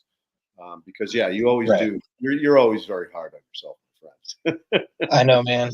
I guess because I mean, it's like I feel like I have a million things to be blessed for, and that people would otherwise easily witness as a blessing, right? They're like, dude, but you have, and it's like, I know, I love my life. I wouldn't trade it with anything right now, but it's like I still have hard days, and sometimes not honoring those feelings feels delusional, but you can't get stuck in it, because then again, you're then stuck in the eddy, basically, where it's like, okay, that's a problem. I'm aware of it, right? It's like, let the river take care of it. Like you're saying, let it flow, and it will go. And it's like, if you get stuck on it, you're just going to get stuck on it. I don't know how else to put it. So that's all. I'm like, it's almost like you learn by observation, sometimes just by, like, I don't know, there's different ways of being a part of it. You don't have to always drive it. It's like sometimes you can just hang on and let it teach you something, basically. Yeah. And that's learning life's lessons. Well, that's the problem. Which I'm grateful. You have to be open to the lessons. That's the problem, is so many people are running around chasing their tail that they don't, first of all, see the opportunity for a lesson. They just take it as, oh, look what happened to me. And it's like, no, that was a great opportunity for you to look back and say, why did it happen to me? Or why would that happen to me? Why could that happen to me? And then you start to realize, oh, somebody's trying to give me direction, or give me a new idea, a new perspective. And that's part of that next level of, meditating in a way that keeps your mind open and ready to receive these messages, because that's always the issue, is one of the best ways to get those messages is through observation. 50% of science is observation. No, you're not. Smoke a joint, walk around like, I'm stoned out of my mind. No, you're still absorbing it. You're still getting this. Oh yeah, right. You might not realize it, but your brain is a freaking recording machine. Like, we only have access to memories if we really focus on them. But you have the memories of your whole life wrapped up in here. You just have to learn Sure. how to access those. And Right. so, again, like giving nature the opportunity to let the river do what the river wants to do. Yeah, it's gonna shift, it's gonna change, and that fact that the river went all the way up to those grapevines didn't take him out, though, right? So that was Oh, the no. river saying, "Hey, okay, I'll work with you on this, but don't go any Sure. further." Right. Yeah. Yeah. You've reached your edge. Yeah, yeah, we're You need cool with your further, I'm game. taking it. Yeah, we're cool Yeah. with you You need there. further, I'm taking it. Yeah, yeah, just don't Yeah. go further. No, it's the best, and I maintain, if even on my worst day, I feel like it's good problems to have. That's how I feel. It's one of those, like, how blessed am I to have so many things to work on, to make my mark on, to do my best on, to inspire others on.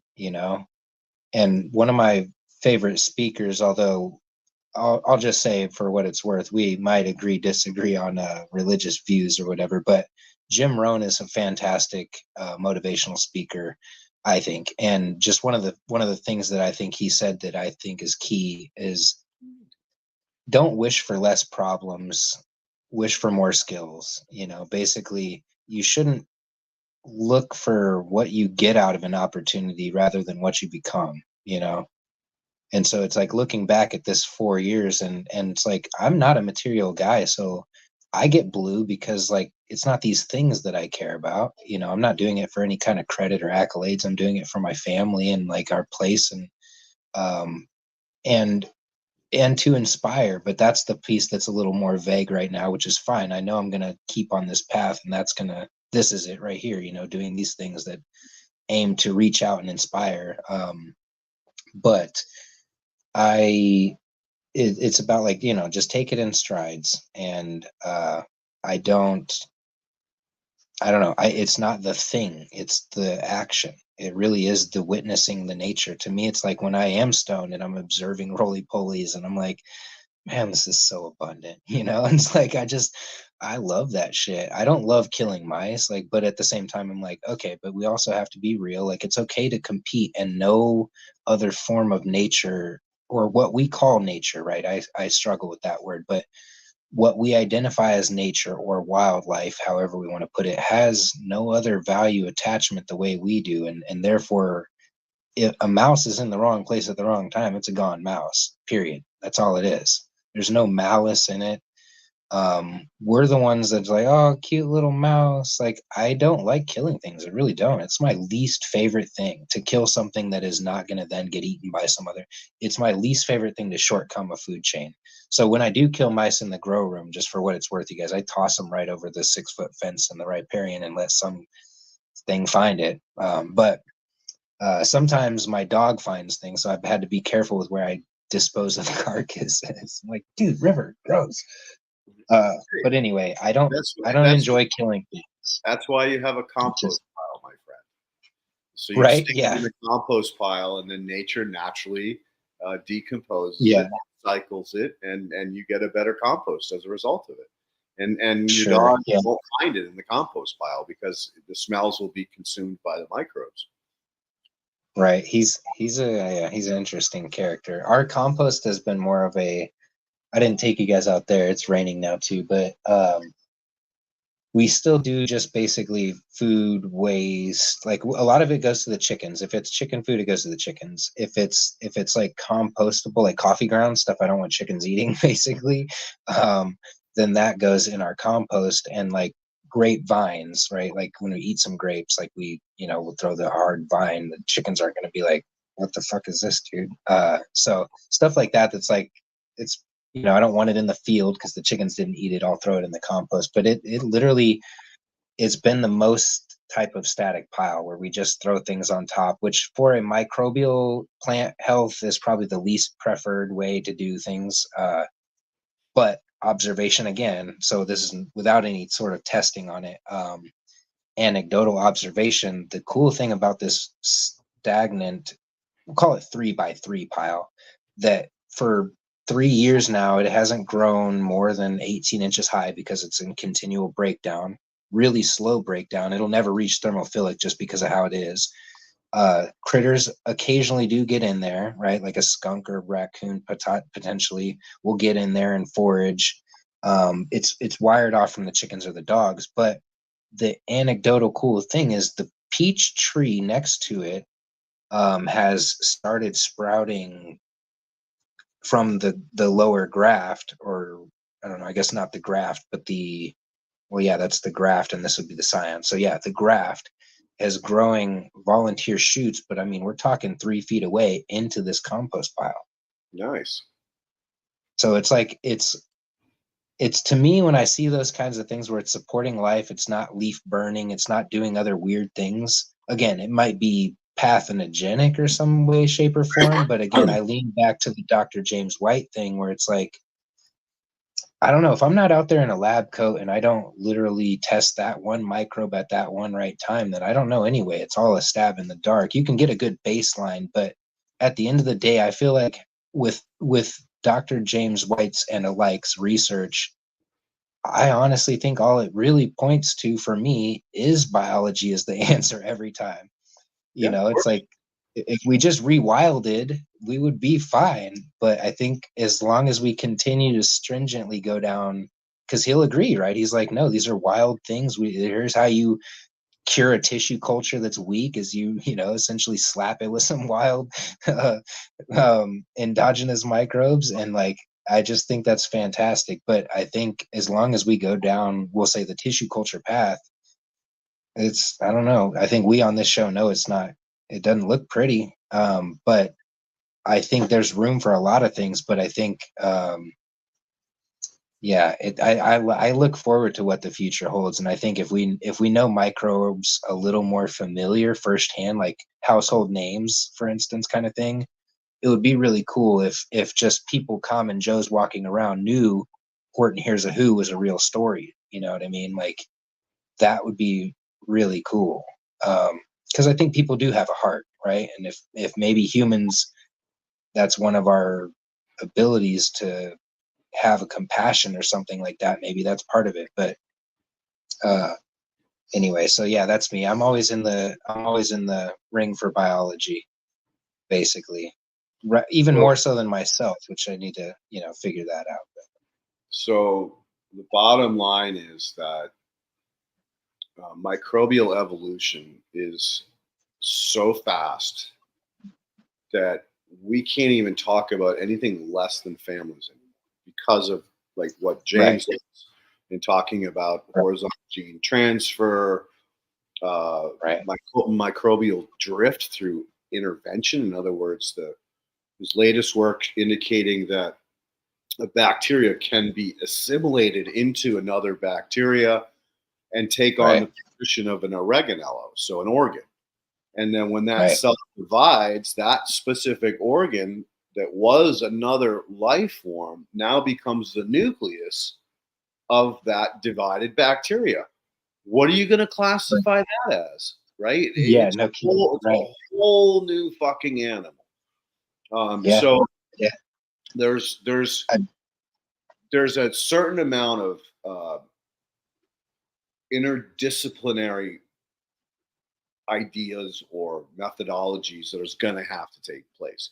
We've reduced everything to the point where you can't reduce it anymore because it's changing too fast. Right. Yeah, so for sure.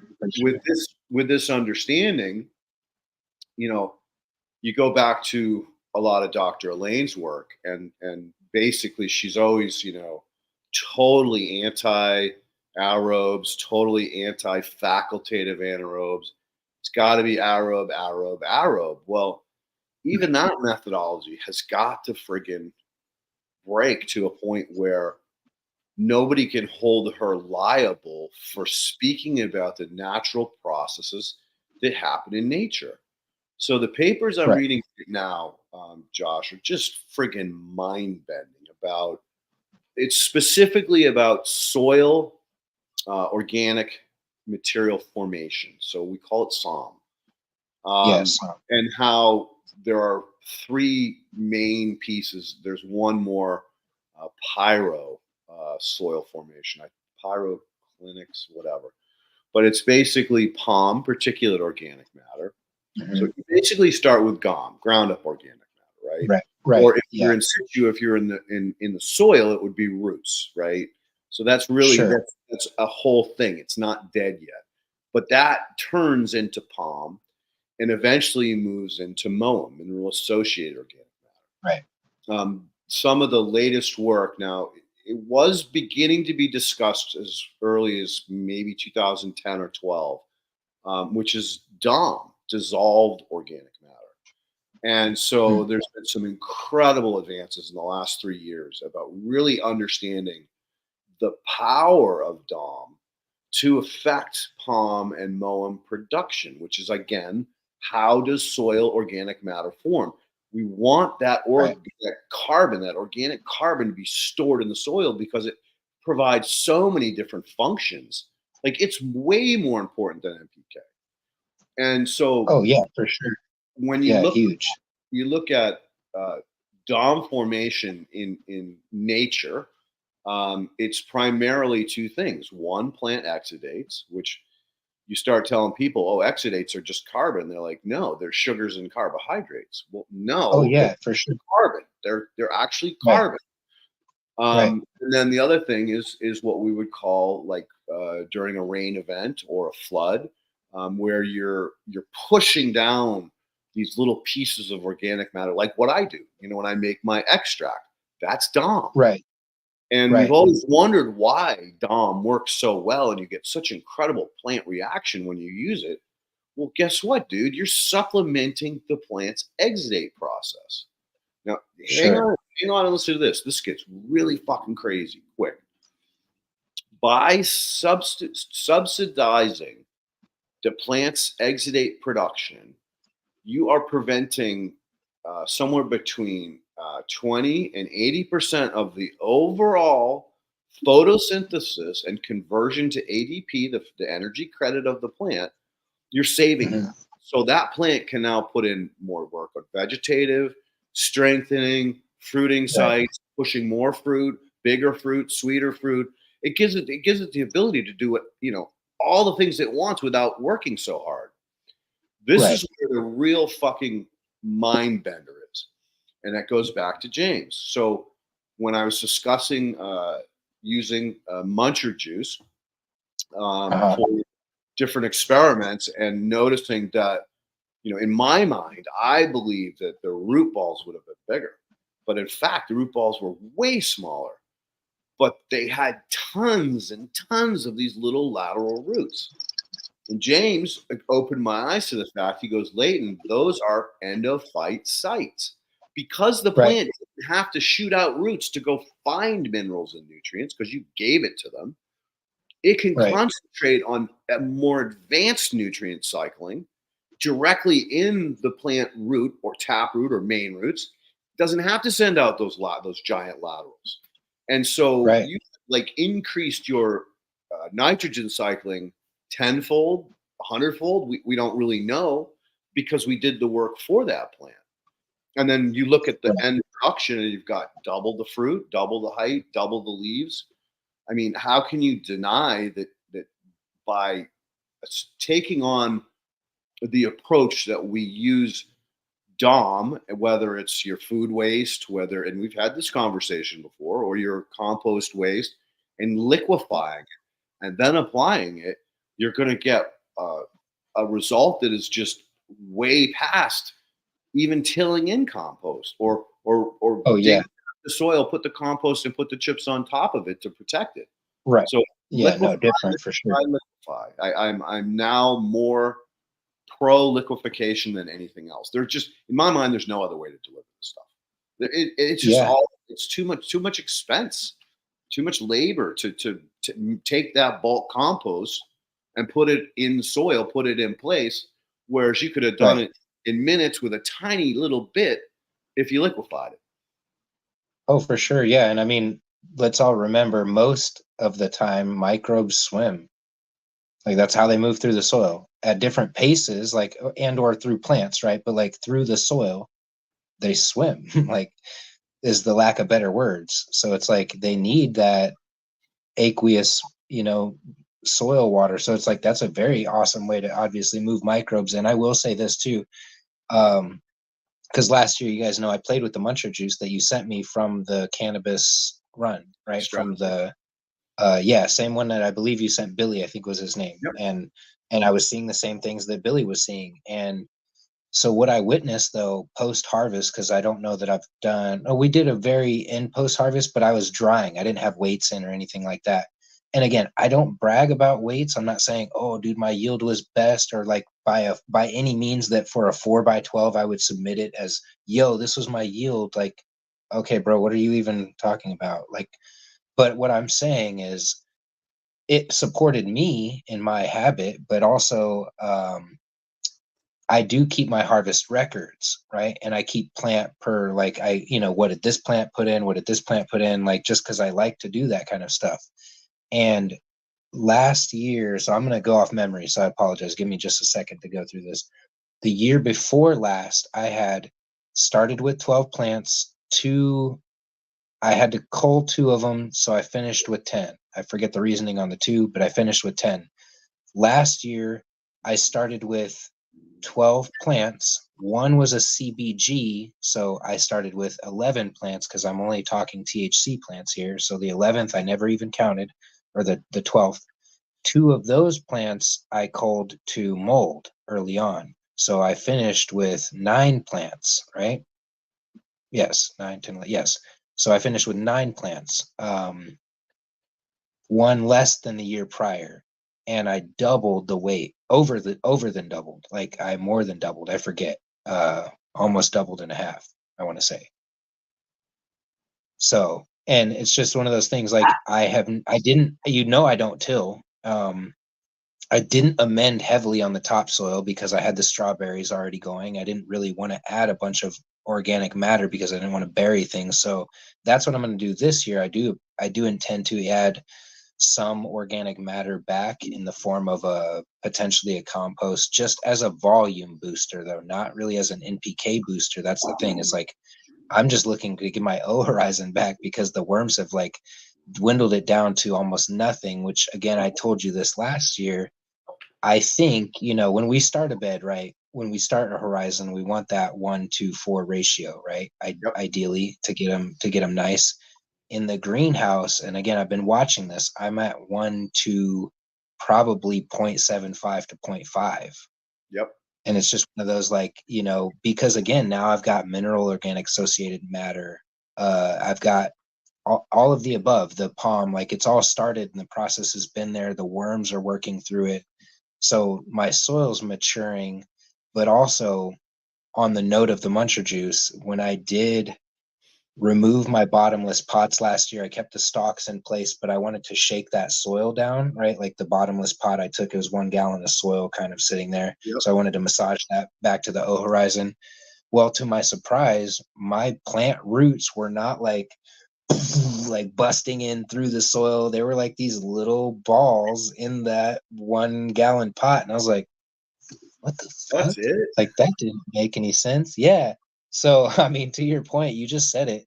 I was just really blown away. And I mean, man, I had gnarly stems and again, like the weight, it's like I was sloppy last year. If you remember, I threw my trellis up late. I did a bunch of stuff last year that I was spinning plates still. And it's like, wait, hold on, what happened? Biology happened, bro. It's got your back. So, I mean, yeah, maybe the muncher juice might be a thing, man. It really might be. And I'm out of that. On that note, they made a bench top. It's really a 6 feet tall, 3 feet wide. It's like a fucking big refrigerator. Yeah. For small production. And so I was like, I've told the crew about the desire to get these littler units into communities that can afford them. And then they can in turn make their own muncher juice, which in turn supports the value of muncher juice. Because anytime I talk to a fertilizer company or any of these other knuckleheads, they're like, yeah. We've seen food waste, and the other people that are making food waste fertilizers are either cheating and putting in Sicilian nitrate or other ureas, and because they can't get it to work. Nobody's been able to get it to work. Even with anaerobic digestion, right? The shit that comes out of the bottom, non-microbial, it's cooked. It's friggin' spent. It's like lenadite before lenadite becomes valuable. Like it needs to be suppressed for 100,000 years before that shit that came out of the bottom of that anaerobic digester will have any value whatsoever, other than bulking soil. And you don't really want to soil. You might want to fluff soil up, but you don't want to add heavy elements into it because you're going to compact it, right? So and throw off what's there. You know, the whole cycle of trying to break a nascent product into the market, it's a fucking nightmare. It's just an absolute because I don't care how much test data, I don't care how many microbial tests, how many DNA tests I take. At the end of the day, they're like, show me. Fucking show me, right? So the only way to show people is to show people and get them to talk about it. Because if they don't talk about it, there's no demand for it. So anyway, there's some things happening in the background that hopefully, you know, you will become the first community to have the opportunity to get your hands on one of these units. Now, I don't know whether it's going to be a lease, a purchase, or a subscription. I don't know how all of that's going to end up because they're still trying to figure that out. I mean, one of their biggest fears is that they sell one of these little units, and the next thing you know, it gets into the wrong hands, and then it goes to China, and it gets mass produced, and they just push them out of the market. And I've seen that happen too many times in my life. The fucking patent lawyers are the dirtiest motherfucking lawyers they are because they play the card. Oh, client confidentiality. I can't tell you, right? But they can talk amongst themselves. So lawyer A tells lawyer B, hey, I got a really good idea. Here's the here's all the intellectual property. Run that to China, have them start producing it, get it back here before we get this through our patent office, and I'll drag my feet. You give me half the profits. They did that all the fucking time when I was growing up. It was you can look at anything. And it's from there's a million companies from China with the same thing. It's like, what the hell, dude? Not just China anymore. It's all over the Far East. China's the most notorious because China has these factories and these workers that can literally rip that factory apart, put it back together, and manufacture a different thing in a couple of days. Right? We can't do that here in America. There's too many permitting. There's too many fucking regulations and rules and all the shit you have to follow. We're over there, whatever. Pollute the ground. Pour fucking liquid. I know. Bureaucracy is good sometimes, right? Yeah, just blow the mercury right out the back door. We don't care. Just produce it. Right. So, anyway, bureaucracies might be benefit sometimes to a silver lining. Right. So I didn't want to get too crazy on going down that rabbit hole. But that's their fear. It's a valid fear. Like they have to the information, so it can't be reverse engineered. Not that they'll be able to do it real quick, but over time they'll figure it out. And that's, you know, we got to give ecosphere sciences the competitive edge to be ahead of any infiltration in the market, so that they're not just another casualty of really good science and 15 years of hard R&D work to get to where they are, just to have some fucking steal it to make money.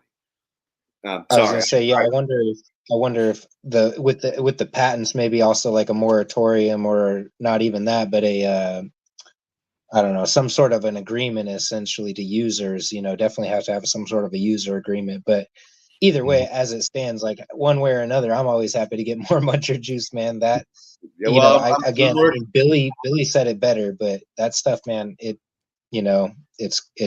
speaks volumes for itself. I can't explain anything else, man. I've done other, lack of side-by-sides, but I've done other comparatives, and I'm like, man, it really doesn't make sense. That's the only other difference I've done. But I would have never really clicked that to the root ball size had you not said it. That's what was kind of blowing my mind. I'm like, man, but what, like, did they not like this? Like, how the heck? I mean, I know it wicks up, but it just, my mind was kind of blown that I'm like, these little, like, knobby little things stayed right there. They were like, that is not a root ball. Like, what the Yeah. fuck? You call You know? efficiency. Yeah, Yeah, totally. right. Yeah. So But Ken, that's you're also on. why I have, I like, think, you I know, think tidal wave. I mean, Ken, it's like, Ken, I think you jumped on because you wanted me to answer a question. Is that because we're running out of time? We got Yeah. about 10 minutes And, left. and Oh, it's yeah. one of those questions that could take a while, All right. to really dive Start deep now. into. So there seems to be or not be much layering. I'm hesitant to trust a particular E-size style test from my local ag department. What can I do to figure out what I am working with exactly? And he says particle size testing is what I meant to say. Okay.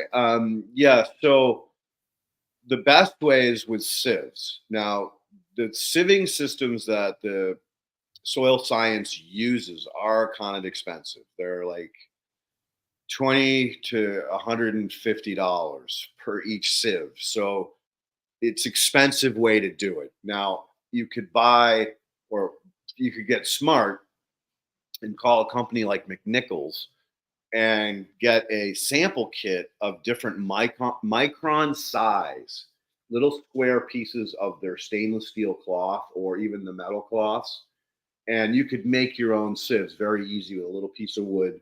And basically what you do is you pour your soil in there, you shake it, whatever comes through, that is the sieve size. So as you sieve it, you're going to start with your smallest sieve to get rid of that stuff.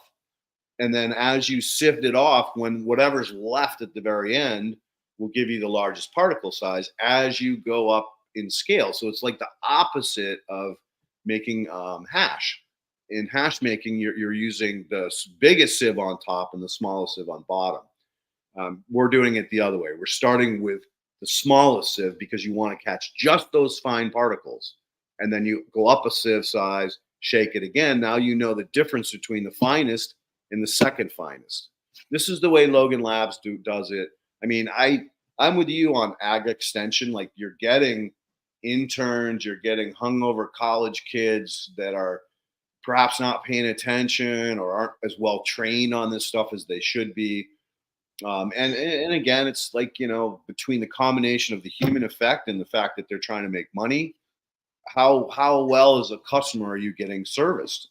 So I generally will, if I'm looking for a texture test and I really want to find out what percentage of sand, silt, clay, and organic matter is, I'll send it to Logan Labs or other. The textual tests are a lot less easy to fuck up than the chemistry tests. The chemistry test, if that machine has not been calibrated constantly cleaned, your results get skewed all over the place. I mean, we've all seen it. You send in 3 exact same samples, and they come back 3 radically different results. So, if it's just textual that you're looking for, find a quality lab that charges money, more so than an extension where you're potentially getting college kids that are looking to make a little extra money and don't really give a shit about your test. They're only there to make money so that they can buy beer and pizza that night. So basically, it was supposed to be a 2-part question. I need to know if it's sand, silt, or clay. And wouldn't that just be the easiest thing would be the jar test? Yeah, but the jar test isn't always as accurate. I think I saw somewhere he was trying to figure out his percentages. So when you do it, he's not getting layered. right, the layers are the percentages, but they're not as easy to calculate because you're going to get some silt down into your clay. You might get a really clean line, but that's not always the case. Some of these particulate are a little bit like, there's some fine sands that will stick to the top that might look like they're silt, but in reality they're not. So that's why it's important to use the sieves. The sieves will tell you exactly what your relationship is between sand, silt, and clay based on particulate size. Okay, so Lily says it's a 2-part question, and I guess I missed the first part. Vast majority of the soils I am working with are loose or los. I'm working on building beds using the EAO horizontal method. I tried a shake test to identify proportions of sand, silt, and clay. However, and then the rest of the question. And I answered that because I remember that question. So I answered it by saying, either get a party that's qualified, like a professional lab, not an extension, or make the sieve sizes yourself. All you have to do is search, textual tests online, and they'll tell you how to do it, and they'll tell you the different sizes of sieves. Yeah. And again, you can do this really cheaply by just figuring out what size sieves you need, and then call a company like McNichols Metals or McNichols Company, and they will send you these little squares this big for free, or maybe they'll charge you for shipping. But then you can make your sieve for free, dude. A little labor, because those other ones are pretty expensive. I was gonna say also you're just talking about the A horizon at that point, though, because the E is essentially just gravel and what you and anybody else would identify as sand. Coarse sand. Coarse gravel and coarse sand. Most colorful, most coarse, right? Yeah, colorful, brownish, tannish sand. So, but yeah, and then your O is what you would otherwise people would fill a pot with. So it's like you want some of both in all, but like what you're talking about to figure your particle size is just your A horizon. So don't overthink the EAO thing too much. That's 1, 4 or 1, 2, 4 on that ratio we said.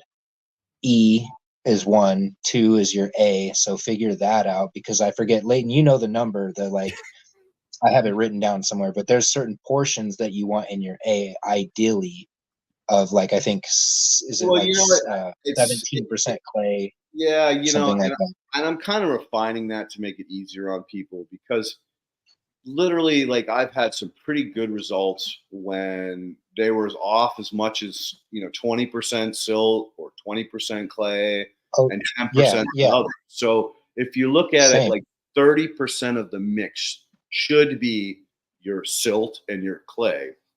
You're gonna have good results. You want to be a nut job. Yeah, you want to be a nut job. 17% clay, 13% silt, and then 50% sand. And I've done both.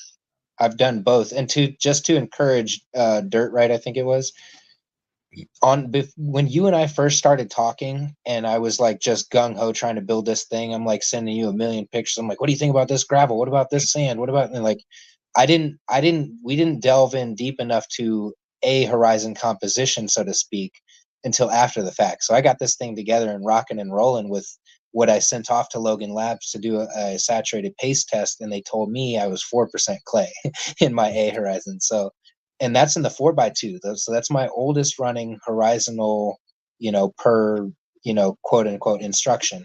And it's been rocking and rolling. That's what you just saw when we walked in. That's the thing that was the canopy taken over, really lush green. That's the plants that were praying at 119 degrees.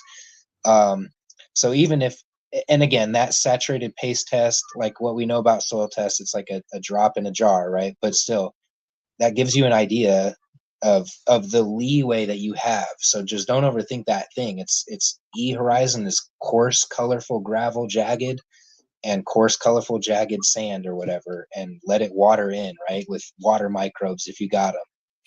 And just to clarify, your saturated paste test is not for texture, because I think you're confusing the two. Sorry. Sorry. I did do saturated paste too. I want to make sure Dirt Right gets it, because if you you're right. Get a saturated paste test, he's going to be like, "What the fuck? I want to." I know.